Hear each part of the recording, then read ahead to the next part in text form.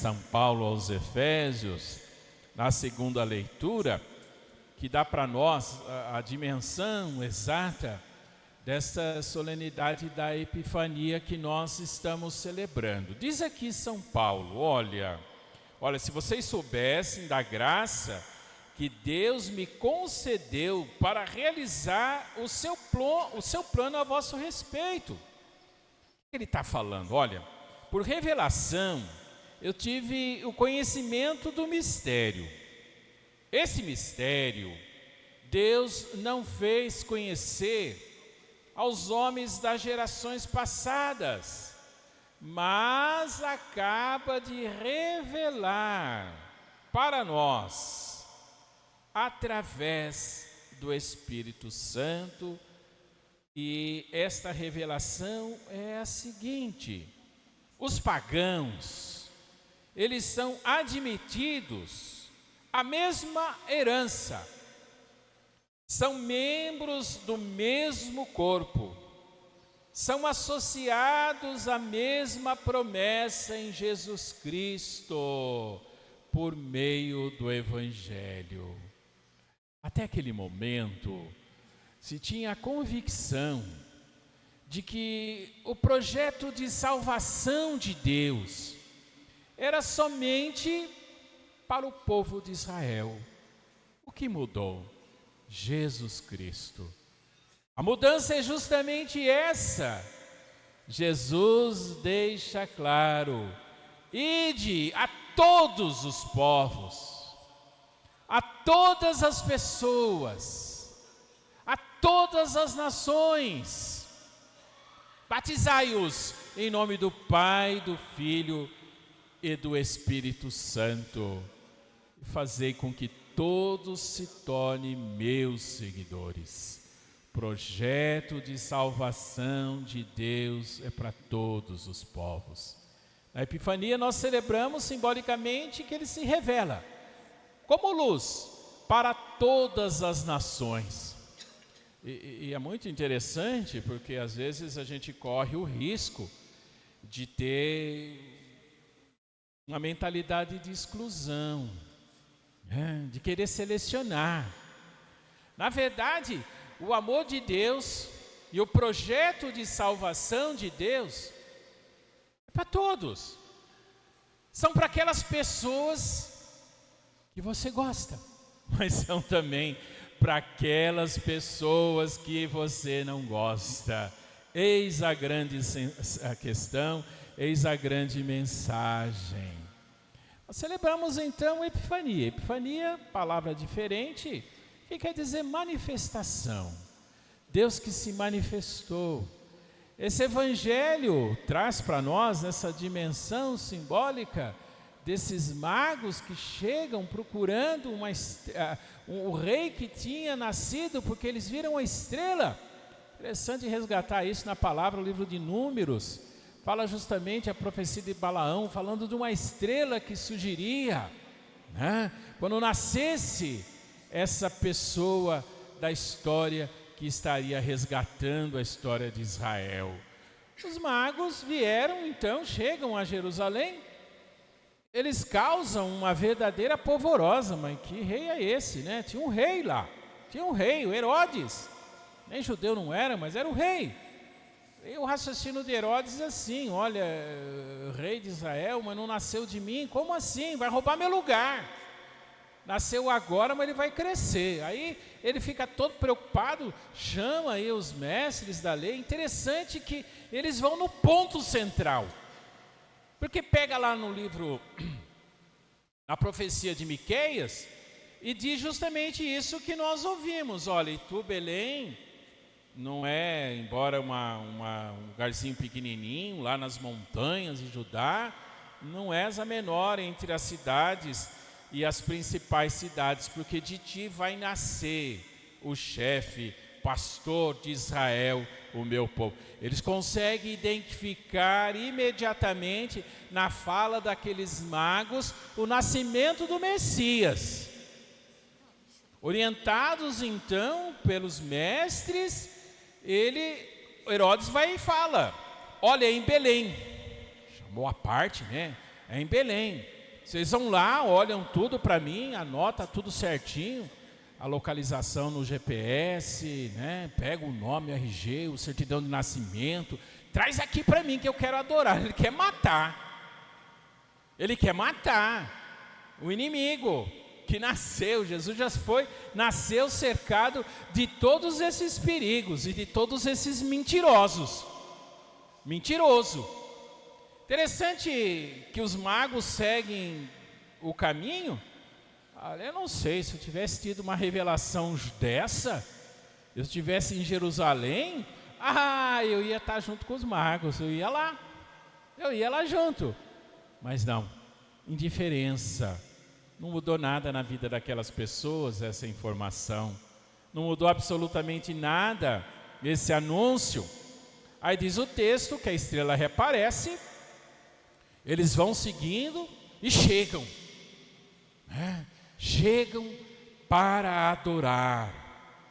Abrem os seus cofres, oferecem 3 presentes. A gente volta a falar desses presentes, né? Interessante que o Papa ele fez um escrito essa semana, que o nosso bispo destacou ontem num texto que eu achei muito interessante, dizendo assim, olha a dimensão.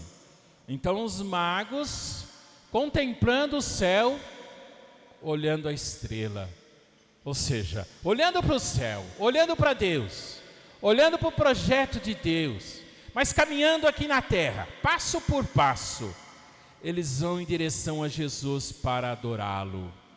Olha que bonito, olhar para Deus, identificar o projeto de Deus para as nossas vidas e caminhar para adorar a Jesus. Como eu disse, tem uma dimensão toda simbólica, né? Fala desses magos, não dá muito mais informações do que essas que nós temos no texto. Não fala nenhum número, não toca em assunto de número aqui. Falam alguns magos do Oriente. A tradição popular ao longo do tempo foi preenchendo essas lacunas.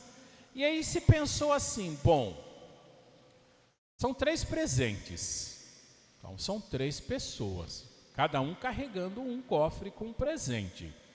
Bom, eles estão representando esta manifestação do Senhor como uma luz, não mais só para o povo de Israel, mas para todos. Então ele representa cada um de nós, essas 3 pessoas. Aí definiram então que cada um seria representante de um povo, né? Presente na humanidade, e que estariam ali como percebendo essa luz que é Cristo para adorá-lo. Eu costumo dizer assim que na Epifania completa para nós o nosso presépio.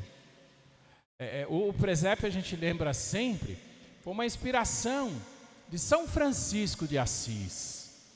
No jeito simples e humilde de São Francisco, ele pensou em evangelizar, anunciar o evangelho, usando essa simbologia de figuras, de imagem. Então no nosso presépio ele está completo. A gente pega lá na narrativa do Natal, tem ali José, Maria, o menino Jesus, a manjedoura, tem ali os pastores que passavam a noite no campo, tem o anjo que cantou louvores a Deus, anunciando aos pastores o nascimento do rei de Israel. Tem os animaizinhos, né? Tem a estrela que conduziu então os magos do Oriente até aquele local, parou ali, e tem os magos, os 3, o ouro, o incenso e a mirra, que eles trouxeram, para que nós contemplemos esse mistério da encarnação do Verbo, nascimento de Jesus, possamos reconhecê-lo como uma luz que vai iluminar a nossa vida. É isso que fala o profeta Isaías. Esse trecho do profeta Isaías é chamado um escrito pós-exílico. Ele foi escrito depois do retorno da Babilônia. O que eles encontraram? Um país destruído, Jerusalém destruído, ruínas. E diante daquela destruição, diante da necessidade de reconstruir, o profeta tem um sonho. Os exegetas, eles costumam dizer que provavelmente quando ele escreve, ele devia ter um dia antes do sol nascer, ele devia estar contemplando justamente o monte, né, Monte Sião, aonde está fundada Jerusalém. E ao contemplar esse monte, acontece um fenômeno muito interessante na natureza, quando nasce o sol, né? E quando nasce o sol, se um dia você estiver viajando na estrada, você presta atenção se estiver amanhecendo e você olha para os lugares mais altos. Bom, isso se você não estiver dirigindo, é claro, né? Se você estiver dirigindo, esquece que o padre falou. Se você estiver de passageiro, você olha, o que você vai perceber? Bom, primeiro, a terra é redonda, né? Ela continua redonda, não é plana, ela é redonda. E aí quando nascem os primeiros raios do sol, bate primeiro no pico. É interessante, eu já fiz essa experiência. E aí bate no pico e ilumina. E conforme o sol vai surgindo, aquela luz que estava lá no pico, ela vai descendo. É muito bonito. Então ele olha aquela destruição de Jerusalém, trevas, luz. E aí ele diz assim, ao ver essa luz, Jerusalém vai brilhar. E esta luz vai iluminar a tudo. Essa luz vai trazer todos para cá. E é muito interessante porque uma das grandes feridas que ficou no coração de Israel foi a destruição. E aí nesse sonho, ele olha e fala assim, olha, tudo que foi levado daqui. O que levaram? Levaram tudo. Levaram o ouro, levaram os ornamentos do templo, levaram o dinheiro de cada um, levaram as pessoas como escravas. Ele diz assim, virá uma rica caravana de camelos e dromedários, trazendo tudo de volta, o ouro, o incenso, e vai trazer também os nossos filhos nos braços. Olha que palavra de esperança. Apesar de toda possível destruição, toda possível dificuldade, os obstáculos na fé, a gente pode superar. Interessante que ele falou então do ouro. O ouro se presenteava à realeza, o presente mais precioso que existia naquela época.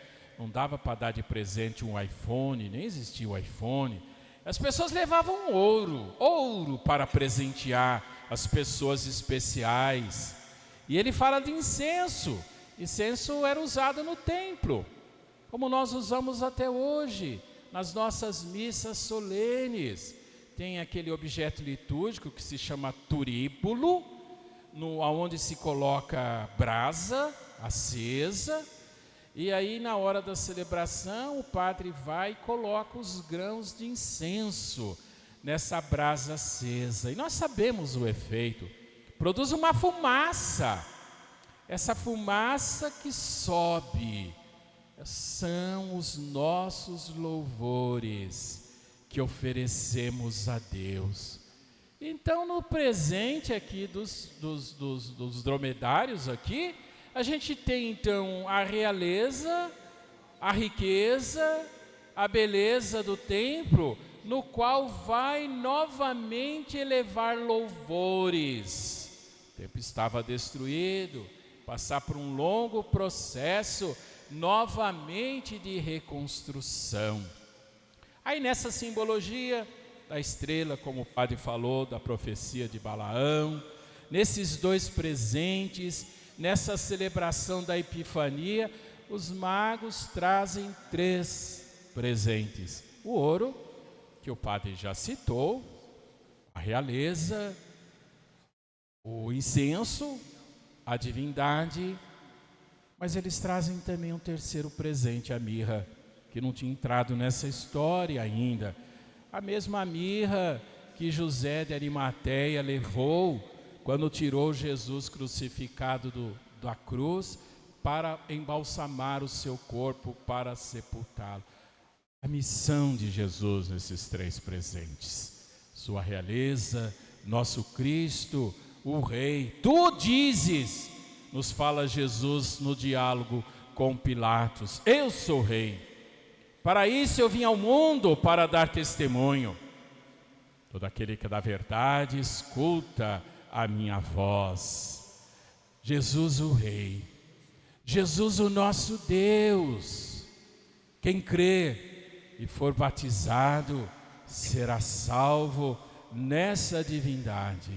Por fim, a mirra, a sua paixão, o Deus que se fez pessoa humana e que se entrega por nós para morrer na cruz, sua paixão, morte e ressurreição. Meus caros irmãos e irmãs, Jesus veio para todos. Jesus veio para você. Jesus veio para você, para a salvação de cada um de nós. Somos chamados a adorá-lo como os magos. Somos chamados a aprender com Ele. Somos chamados a reconhecer a sua voz. Que a luz que ilumina Jesus Cristo ilumine a nossa vida. Louvado seja nosso Senhor Jesus Cristo. Para sempre seja louvado.